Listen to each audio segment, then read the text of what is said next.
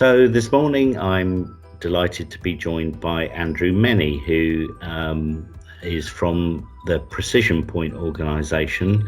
Good morning, Andrew. Good morning, Nigel.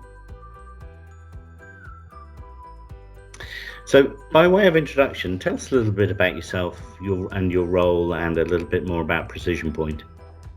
Sure, okay. So thanks for the opportunity to chat this morning. As you say, I'm Andrew Mennie. I've been at PrecisionPoint Software for the past 6 years as CEO.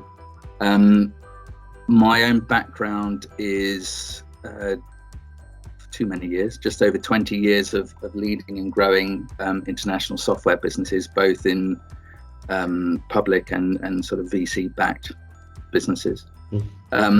Much of that time was spent in a world that you're very familiar with, Nigel, so CRM, contact centers, digital customer experience solutions. So PrecisionPoint was something of a shift for me, but I think very good timing in terms of the kind of takeoff in the dynamics market over recent years. At PrecisionPoint, we provide a self-reconciling data warehouse, both for Business Central and finance and operations, and for previous versions. What we're providing for the customer is a single source of trusted data for them to report against. Our solutions are generally used for financial analysis and reporting, but also to support some key business decisions that require a much greater insight into how various parts of the business are performing. And we look to help them avoid some of the cost of needing to build out that analysis for themselves. We've been 100% focused on Dynamics ERP for more than a dozen years. Some of the team are still around from the very beginning. We now have a global customer base and a growing partner channel, which I'm very pleased to say Cowry is part of. So you mentioned data warehousing a few times there. Tell us a little bit about why data warehousing is so important. Okay. So Dynamics Business Central has lots of inbuilt reports. I think it's safe to term a lot of those reports operational. And without oversimplifying things, it's great obviously to know how many of X we sold last week and so on. But in general, I think operational reporting doesn't allow for easy analysis of the detail that sits behind some of the particular numbers. It isn't straightforward, for example, to compare relative performance of different areas of the business or different product lines against time, be that seasonal or year on year. I think decision making often needs trusted data from multiple sources, not just from within the core ERP system. And businesses can ill afford really to wait days, or in some cases weeks, for data to be collected, cleaned, checked, and so that they can analyze opportunities and issues themselves. I mean, I think that pulling data from multiple sources is a key element, really, isn't it? Because yeah, absolutely. You can do reporting over Business Central as it stands, but you might want to combine that with information from your CRM system or some other sort of operational system, and be able to to bring that and get richer data sources actually combined in one place for reporting. Absolutely. Legacy data, for example, your old ERP data or whatever. So we've recently started to resell your Business Central Insight solution, and I'd like you to tell our listeners a little bit more about that. Sure. Okay. So firstly, I should probably explain what Business Central Insights is, and you do a pretty good job of that on your own website, Nigel. It's a pre-built set of Power BI apps, specifically for Business Central. In fact, as an extension to Business Central. It's offered on a monthly subscription basis, so pay as you go. it's very simple to set up in minutes, and it's easy to extend. And today we have 7 apps, shortly to be 9. And those cover sort of common areas such as, various areas of finance, purchasing, sales, jobs, inventory, CRM.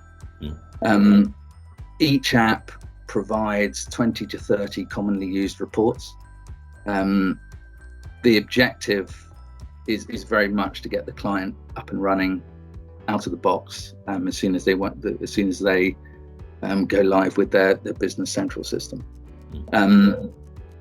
I believe by packaging this up in this way and packaging frequently used reports, we take away a huge amount of the pain and cost of a business trying to do it themselves, or indeed getting somebody in to do it for them. Yeah. I mean, we've found the people that we've shown it to absolutely love it,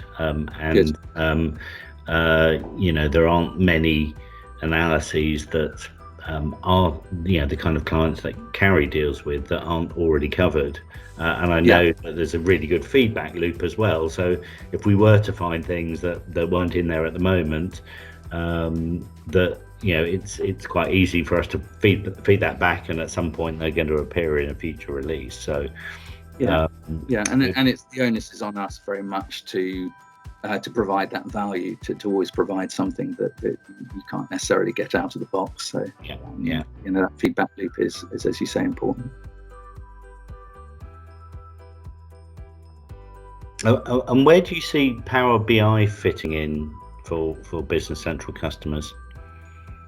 Coming on board 6 years ago, I think I've seen Power BI from its infancy to what it is now, and it's a hugely powerful tool. I think in terms of Power BI, we need to think that information needs to be communicated, and that's what Power BI does very, very well.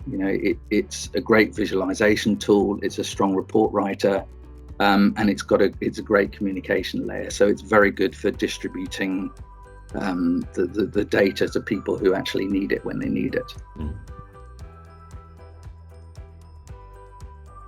Just to wrap up, I usually ask my guests to get their crystal ball out and take a look into the future. So, over the next year or so, what predictions do you see in the area of business intelligence for the Dynamics ERP space? Sure.